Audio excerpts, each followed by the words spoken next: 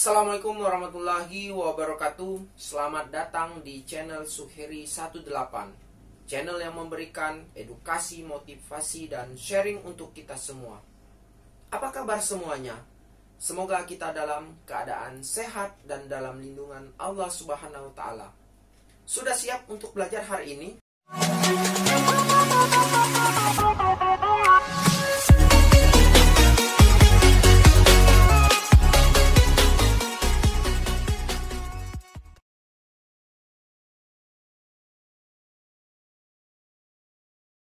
Baik, kembali lagi dengan saya Suheri. Kita akan mempelajari mata kuliah perencanaan, penganggaran, pembangunan pemerintah daerah.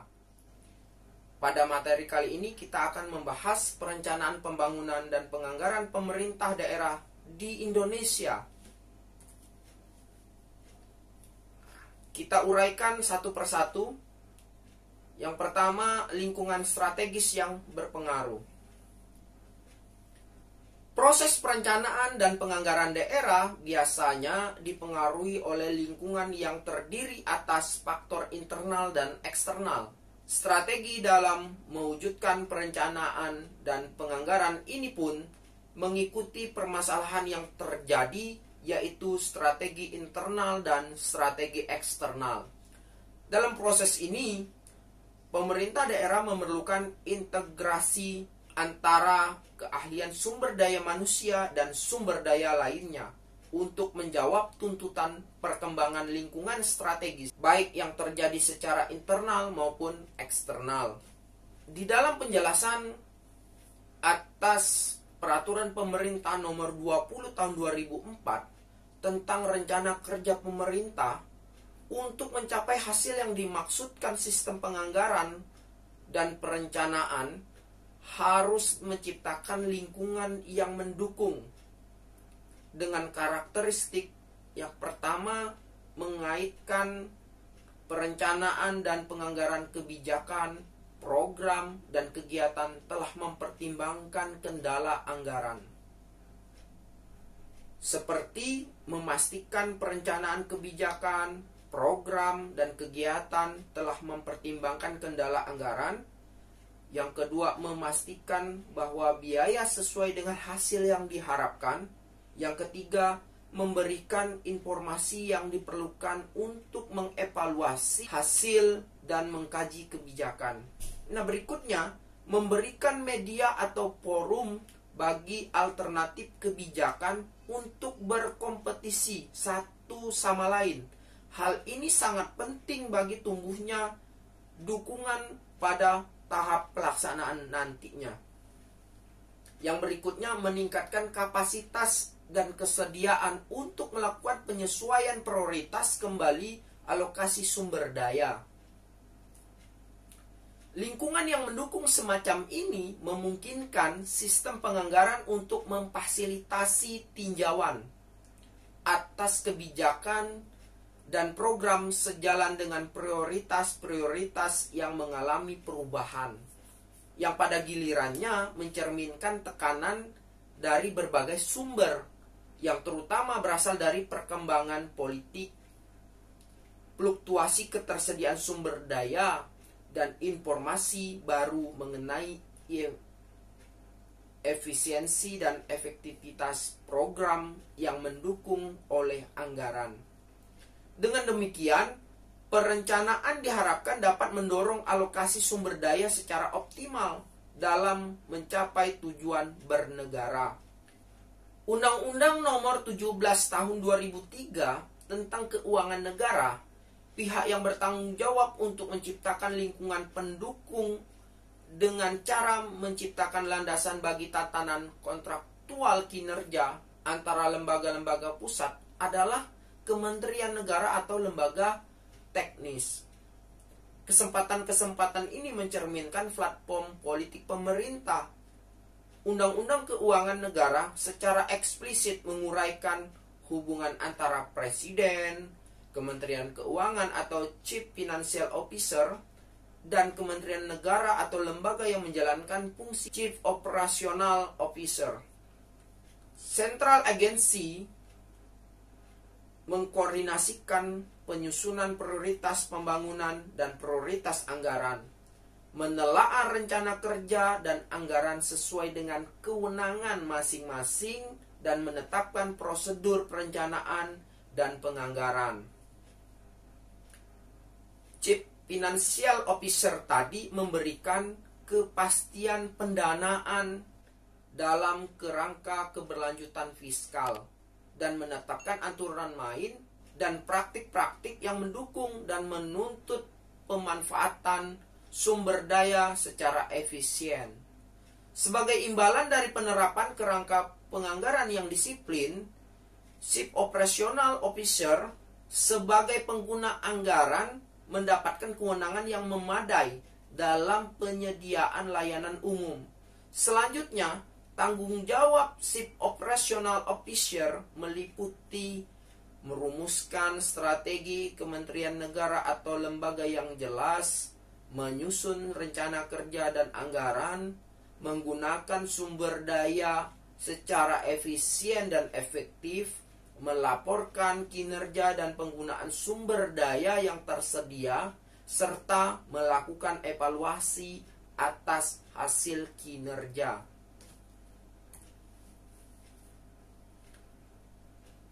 Berikutnya, jenis perencanaan di Indonesia. Perencanaan pembangunan nasional di Indonesia dapat dikelompokkan menurut periode atau jangka waktu, dimensi pendekatan, dan proses atau hierarki penyusunan. Nah, kita lihat satu persatu. Perencanaan menurut jangka waktu. Perencanaan pembangunan yang didasarkan oleh periode waktu terdiri atas ada rencana untuk pembangunan jangka panjang atau PJP dengan periode 25 tahun. Ada rencana pembangunan jangka menengah dengan periode 5 tahun. Ada rencana jangka pendek tahunan yang tertuang dalam RAPBN. Rencana jangka panjang disebut rencana pembangunan jangka panjang atau RPJP yang meliputi 25 tahun ke depan, yang terdiri atas rangkaian pembangunan jangka menengah 5 tahunan atau disebut dengan RPJM saat ini. Yang berikutnya, perencanaan menurut dimensi pendekatan dan koordinasi. Perencanaan pembangunan makro adalah perencanaan pembangunan nasional dalam skala makro atau menyeluruh. Dalam perencanaan makro ini dikaji seberapa pesat pertumbuhan ekonomi dapat dan akan direncanakan, seberapa besar tabungan masyarakat dan pemerintah akan tumbuh, bagaimana proyeksinya, dan hal-hal lain secara makro dan menyeluruh. Kajian ini dilakukan untuk menentukan tujuan dan sasaran yang mungkin dicapai dalam jangka waktu rencana dengan memperhitungkan berbagai variabel ekonomi mikro. Perencanaan makro ini dilakukan dengan melihat dan memperhitungkan secara cermat keterkaitannya dengan perencanaan sektoral dan regional. Perencanaan sektoral adalah perencanaan yang dilakukan dengan pendekatan berdasarkan sektor. Yang dimaksud dengan sektor ini kumpulan dari kegiatan-kegiatan atau program yang mempunyai persamaan ciri serta tujuan. Pembagian menurut klasifikasi fungsional seperti sektor yang dimaksud untuk mempermudah perhitungan-perhitungan dalam mencapai sasaran makro. Sektor-sektor ini kecuali mempunyai ciri yang berbeda satu sama lain, juga mempunyai daya dorong yang berbeda dalam mengantisipasi investasi yang dilakukan pada masing-masing sektor. Meskipun pendekatan ini menentukan kegiatan tertentu oleh instansi tertentu di lokasi tertentu, faktor lokasi pada dasarnya dipandang sebagai tempat atau lokasi kegiatan saja. Pendekatan ini berbeda dengan pendekatan perencanaan lainnya yang terutama bertumpu pada lokasi kegiatan. Perencanaan dengan dimensi pendekatan regional menitik beratkan pada aspek lokasi di mana kegiatan dilakukan. Perencanaan daerah mempunyai kepentingan yang berbeda dengan instansi-instansi di pusat dalam melihat aspek ruang di suatu daerah. Departemen atau lembaga pusat dengan visi atau kepentingan yang menitikberatkan pada sektoral melihat lokasi atau kegiatan. Sedangkan pemerintah daerah menitikberatkan pada pendekatan pembangunan regional melihat kegiatan untuk lokasi. Kedua pola pikir ini bisa saja menghasilkan hal yang sama, namun sangat mungkin menghasilkan usulan yang berbeda. Pemerintah daerah dalam merencanakan pembangunan daerah mengupayakan pendayagunaan ruang di daerahnya, mengisinya dengan berbagai kegiatan, dan menghasilkan alternatif pendayagunaan yang terbaik bagi daerah tersebut. Pilihan daerah terhadap alternatif yang tersedia dapat menghasilkan pertumbuhan yang tidak optimal dari sudut pandang sektor yang melihat kepentingan nasional secara sektoral. Berbagai pendekatan tersebut perlu dipadukan dalam perencanaan pembangunan nasional yang terdiri atas pembangunan sektor-sektor di berbagai daerah dan pembangunan daerah atau wilayah yang bertumpu pada sektor-sektor. Perencanaan mikro merupakan perencanaan secara rinci dalam perencanaan tahunan yang merupakan penjabaran rencana baik mikro, sektoral maupun regional ke dalam susunan proyek-proyek dan kegiatan-kegiatan dengan berbagai dokumen perencanaan dan penganggarannya. Secara operasional, perencanaan mikro ini antara lain tergambar dalam daftar isian proyek, petunjuk operasional, dan rencana kegiatan.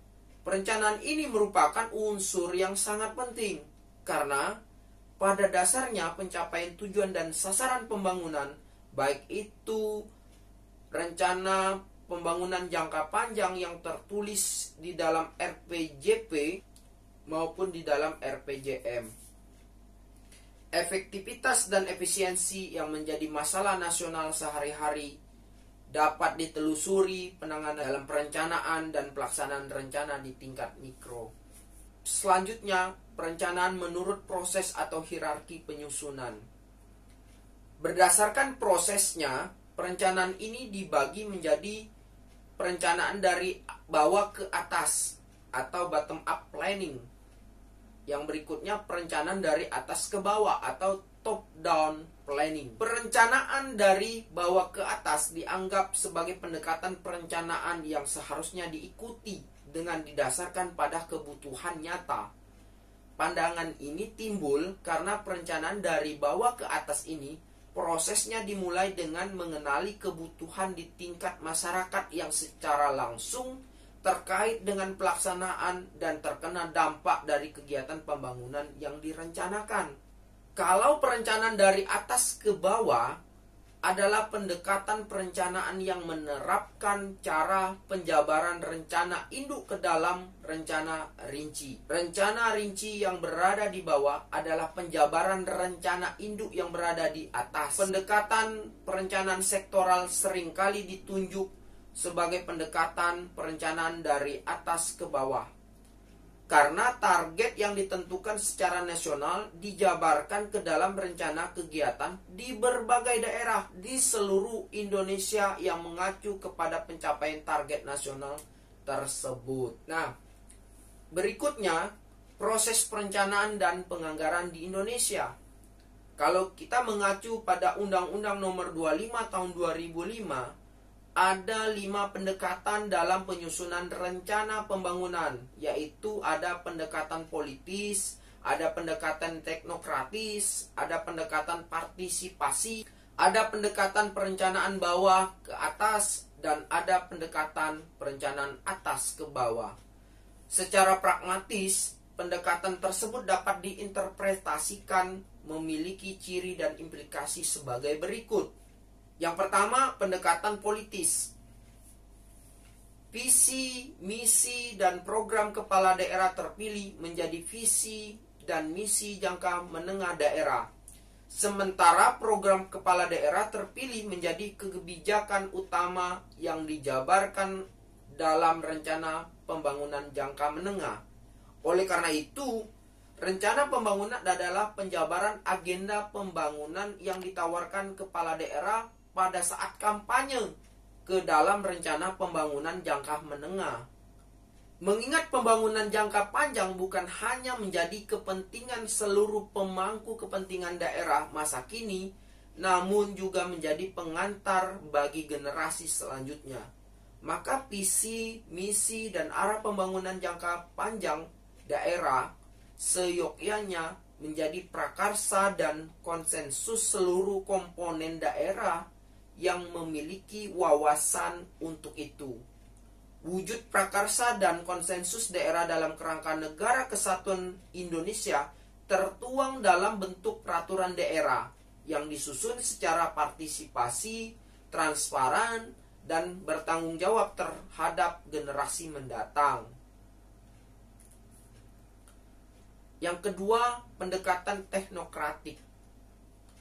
Perencanaan dilaksanakan dengan metode dan kerangka berpikir ilmiah, berdasarkan data yang akurat dan dapat dipertanggungjawabkan oleh tenaga ahli, oleh lembaga yang resmi dan diakui kapasitasnya, serta memenuhi kualifikasi untuk diterapkan dengan perundang-undangan yang berlaku. Dalam dokumen rencana, indikator pencapaian kinerja dinyatakan secara eksplisit atas rencana yang disusun. Dengan demikian, rencana tersebut memperlihatkan efektivitas pelaksanaan rencana dapat diukur pencapaiannya, serta mudah untuk diintegrasikan dengan kegiatan penganggaran. Yang berikutnya, pendekatan partisipasi. Perencanaan dengan pendekatan partisipasi dilaksanakan dengan melibatkan semua pihak yang berkepentingan terhadap pembangunan yang sedang direncanakan tersebut. Pemangku kepentingan dilibatkan untuk mendapatkan aspirasi dan menciptakan rasa memiliki. Dalam pelaksanaannya, pembahasan bersama pemangku kepentingan atau stakeholder dari rencana tersebut dapat dilakukan. Pemangku kepentingan adalah semua pihak yang terikat dengan rencana yang bersangkutan. Kepentingan para pemangku kepentingan dapat mempengaruhi atau dipengaruhi oleh hasil rencana dengan kapasitas dan kepedulian atas rencana yang sedang disusun. Penyusunan rencana bersifat inklusif, tidak ada pihak yang dikecualikan atau diabaikan, terbuka, dan dalam pengambilan keputusan mengutamakan konsensus atau melalui mekanisme yang sudah disepakati secara bersama oleh para pemangku kepentingan. Nah, masih ada dua pendekatan, yaitu pendekatan secara top down dan pendekatan secara bottom up. Ini menjadi tugas untuk dilakukan oleh mahasiswa yang mengambil mata kuliah ini. Silakan Anda kerjakan dan konsultasikan kepada dosen yang mengajar. Baik, materi kita kali ini sudah selesai dan kita akan lanjutkan dengan materi-materi berikutnya. Jangan lupa subscribe, like, komen, dan share video ini agar semua orang dapat mempelajari tentang perencanaan, penganggaran, pembangunan pemerintah daerah. Assalamualaikum warahmatullahi wabarakatuh.